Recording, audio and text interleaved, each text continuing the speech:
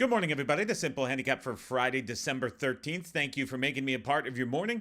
Hope your Friday is off to a fantastic start as we continue on with NFL week number 15. And I got to say, in terms of fast updates for a Friday, I think this is going to be up there with the quickest. There was not a lot of movement yesterday in the market, not a lot of news that has not already been reported on and discussed, not a lot of opinions derived from much of these games either. And so we have a ton of back and forth on a lot of the games. I'll get you going with your final update and get you on your way this Friday morning. Things kick off on Sunday with the Washington Commanders on the road at the New Orleans Saints. Very few updates in this game to offer. We know Marshawn Lattimore is back in practice at full. Saints still a 7.5-point underdog at home. Total is still 43.5. Not much movement on the side. Not much movement on the total. There was pro money on the Washington Commanders earlier in the week. I think the Commanders make for a great teaser leg this week as well. I would break some of the rules. Consider pairing them with the Buffalo Bills teased up on the road. Miami Dolphins on the road at the Houston Texans. Not too much to talk about here as we see 2.5 minus 121 at Chris Circa Buckeye 3 even money. That's where they are staying put. FanDuel 2.5 minus 120. Total 46.5 from left to right across the screen. You know my stance here on the Texans. Have been there all week. Still like them currently as the week continues to progress. Not much of an update in this game. New York Jets on the road at the Jacksonville Jags. Still a very soft 3 for the Jets from left to right across the screen with a total in this game of 40. Still holding steady at 40, left to right across the screen as well. DJ Reed, a DNP for the Jets.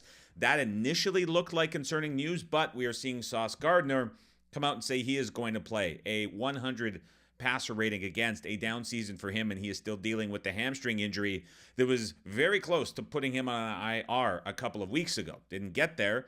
Now he says he is going to be good to go. So that is a boost, I would think, for the Jets secondary, even though he's been pretty disappointing on the field. DJ Reed with the groin injury looks like he is very much going to be in doubt for Sunday. Now, the other name in the backfield is Michael Carter. He was a practice in full.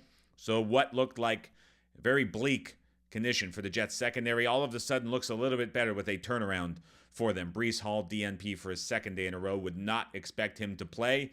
That is going to leave prop uncertainty with Isaiah Davis working out of the backfield and causing some trouble for folks coming up on Sunday. Cincinnati on the road at the Tennessee Titans. 5 still the point spread across the board. Bengals, one of the most popular sides from everything that I have seen being tossed around Twitter, which this season is a very good indication of future success. 5 still holding on, total 46. Worth noting the weather in this game, 78% chance of precipitation, 10 to 15 mile per hour sustained winds, gusts up to 25 miles per hour. Tony Pollard not expected to play in this game, which makes it a Tajay Spears backfield experience for all Titans backers. Prop markets last week saw Spears returning in full after a return game the week prior from concussion. He was at 20.5, took game day money on his prop price over. It's going to be at a much bigger number this week as he takes full control of the backfield for Tennessee against this very porous Cincinnati Bengals run defense. Baltimore on the road at the New York Giants. Still 16 across the board, total 42.5 on this game. Drew Lock, as we mentioned yesterday, not going to start.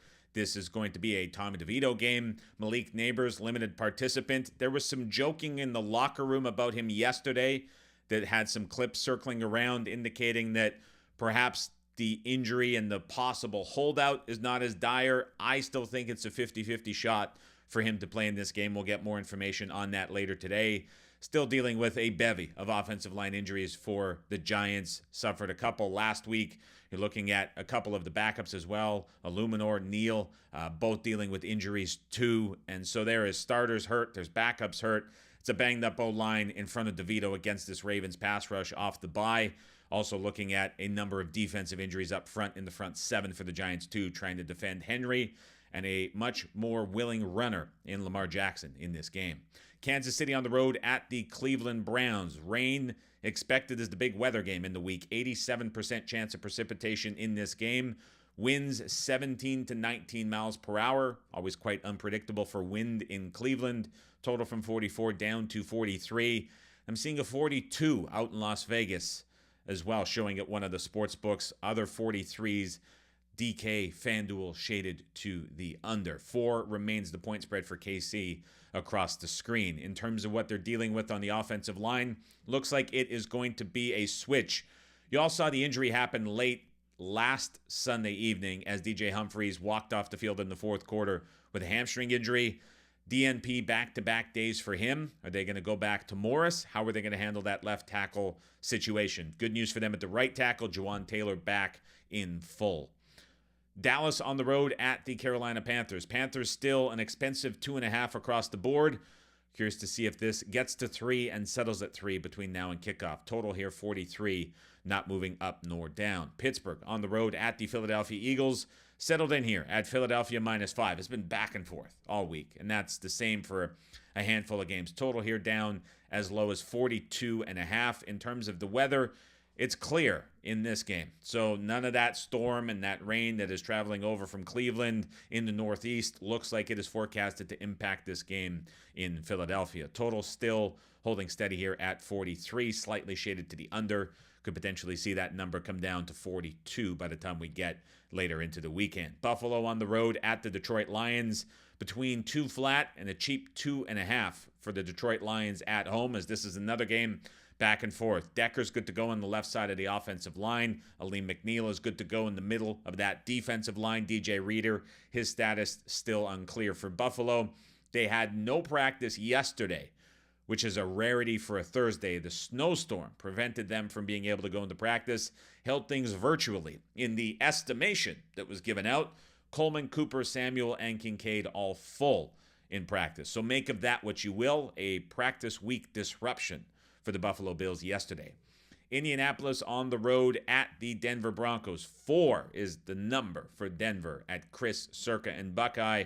FanDuel taking a bit of a stance, still holding on at 3.5. They're the only book at 3.5 on the board. Pinnacle's 3.5 -122. That is a bit different reading than what you're seeing from FanDuel, who's dealing 110 aside, where Pinnacle is 105 aside. Total in this game holding steady at 44. Initially over money earlier in the week. I agree with the Colts money that has come in on this game, even still at 4. And as goes to mention that Bills bet in the game prior that I'm hanging on to as well. Tampa Bay on the road at the LA Chargers. Good news for the Chargers as Justin Herbert returns in limited fashion yesterday. Never was really a doubt about his status, but that injury dealing with multiple sections of his leg, I think was concerning, especially when you heard the knee swelling. But looks like he is going to be good to go. 3 even money, the number holding steady across the board. We're a couple 2.5s Wednesday in speculation, but nothing major in terms of an opinion coming in on this game. What is worth noting is the Buccaneers, those injuries in the secondary. We've talked about Winfield this week. He's not going to be out there. Mike Edwards, depth player at safety as well, banged up. Bucky Irving is going to be a name of note for many players as well. Looking at the props this week, DNP as he's dealing with a back injury that carries over from the hip flexor injury that he suffered.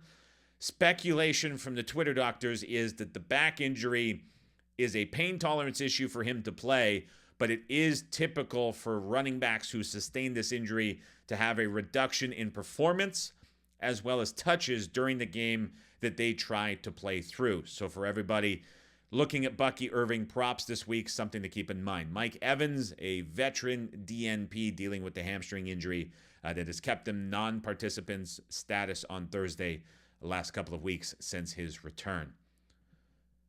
New England on the road at the Arizona Cardinals. I mean, we're talking about back and forths this week. We're seeing it everywhere. Got as high as Arizona 6.5 yesterday after getting as low as 4.5. We are back to a soft 6 for Arizona, 5.5. Showing again at Circa. So all those 6.5s and 6s that were there yesterday wiped out. We're now back to 5.5. I mean, there's been multiple buy points on this game. The total at 46, shaded to the over. I could see over money continue to come into the market. Green Bay on the road at the Seattle Seahawks. It's the Packers, 2.5-point favorites. The fourth side that I like on Sunday, laying the 2.5. Total still 46 or 45.5. Weather speculation now looks like 33% rain, but that wind concern has died out. It's been a very turbulent week for weather in Seattle, as we have talked about. Kenneth Walker, another DNP. I would expect him not to practice again today. That was kind of what's being led on to believe from coaching staff for Seattle, and then he is going to be a game-time decision. Good news continues for the Green Bay Packers. Jair Alexander, full participant. Romeo Doubs, full participant.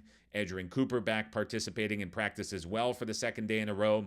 So good injury news across the board for the Green Bay Packers. Chicago on the road at the Minnesota Vikings. Vikings still soft 7-point favorite across the board with a total of 44, shaded to the under. No movement here. No movement in Atlanta on the road at the Las Vegas Raiders. 4 remains the number across the board for Atlanta. It's been a little bit of back and forth between 4 and 3.5 just because of the Aidan O'Connell injury. There was speculation he would practice yesterday. He did not participate in the first day of practice. Today's going to be a bit more of a telling day. I think he is more likely to miss than he is to play, dealing with the bone bruise. If he plays through it, there's absolutely going to be limitation. I still think we see 3.5 or 4.5 between O'Connell or Ritter, with Ritter being slightly worse. Total here still hasn't moved, holding steady at 44. That will do it for me today. A quick Friday update. It's been a weird week of movement. It's been a lot of back and forth, a lot of battling going on between some of these numbers, especially around the keys. A lot of indecision and difference of opinions in the market for sure. I hope everybody has a fantastic Friday. I hope you have a great weekend. I hope you have a great week 15, and I will chat with each and every one of you after the afternoon games conclude around 4:30 p.m. Pacific time on Sunday.